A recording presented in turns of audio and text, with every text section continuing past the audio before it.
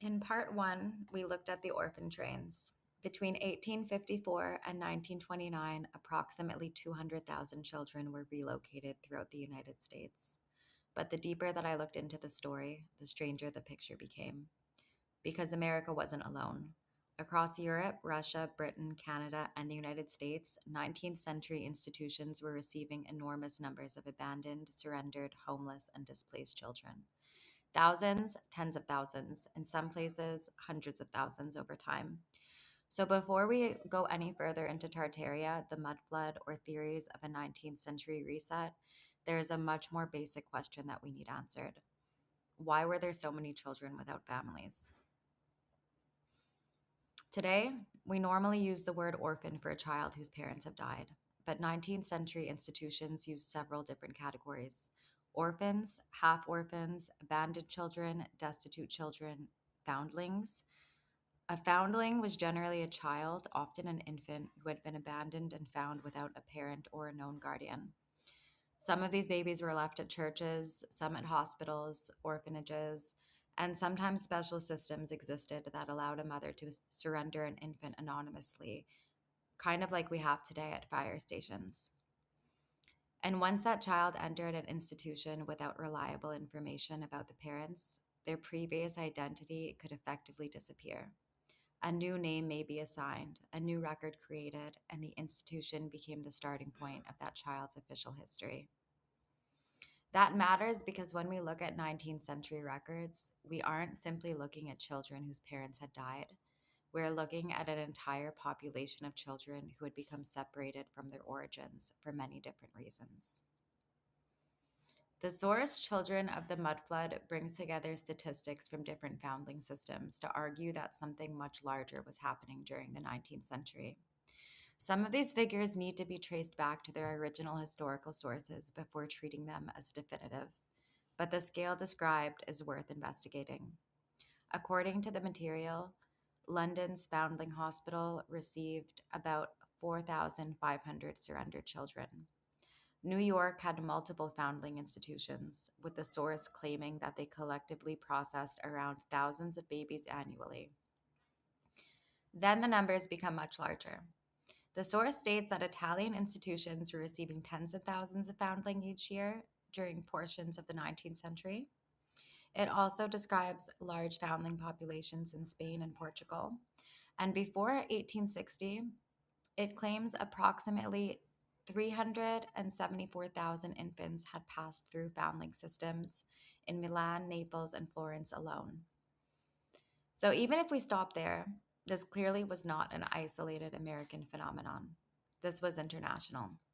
Russia presents another extraordinary example. The material cites historian David L. Ransel when discussing the Moscow foundling system. By the 1880s, the Moscow institution was reportedly receiving somewhere between 16,000 and 18,000 infants per year. More than 10,000 annually would be sent to surrounding villages for care.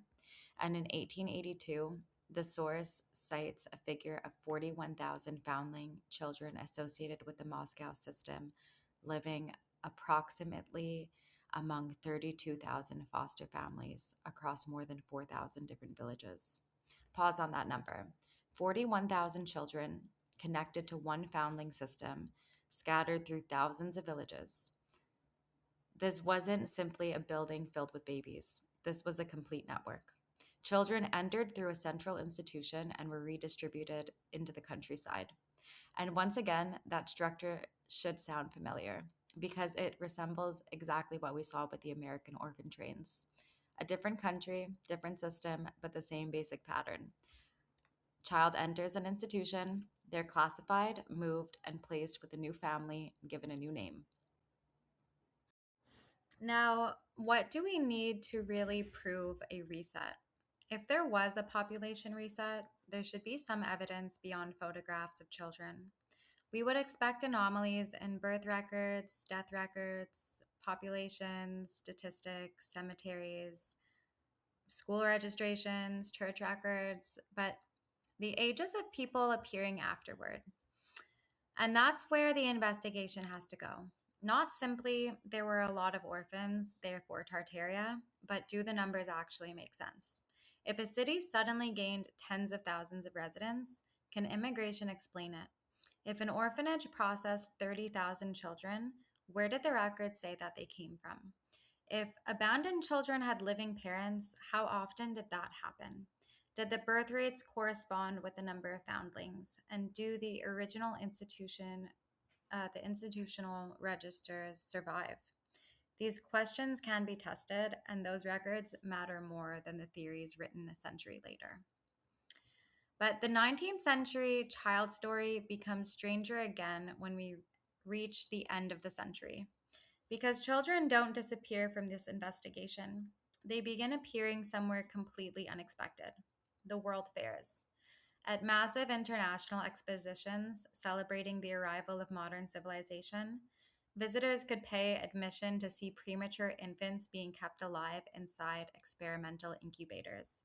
Thousands of people came to see them, and one man became famous for exhibiting them for decades. His name was Martin Cooney.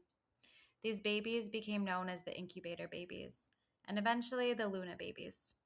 Children of the Mud Flood places these exhibitions directly into its larger reset theory. The source describes Cooney's incubator displays appearing at major fairs and amusement venues well into the 20th century. This could be its own entire investigation, because before deciding what these displays mean, we need to first understand what actually happened. If tens and thousands of identities could disappear into institutions during a documented period of history, then understanding how it happened becomes essential before we make any claims about the world that came before them. If you're following this investigation into the orphan trains, foundlings, Tartaria, and the mysteries surrounding the 19th century, subscribe so you don't miss part 3.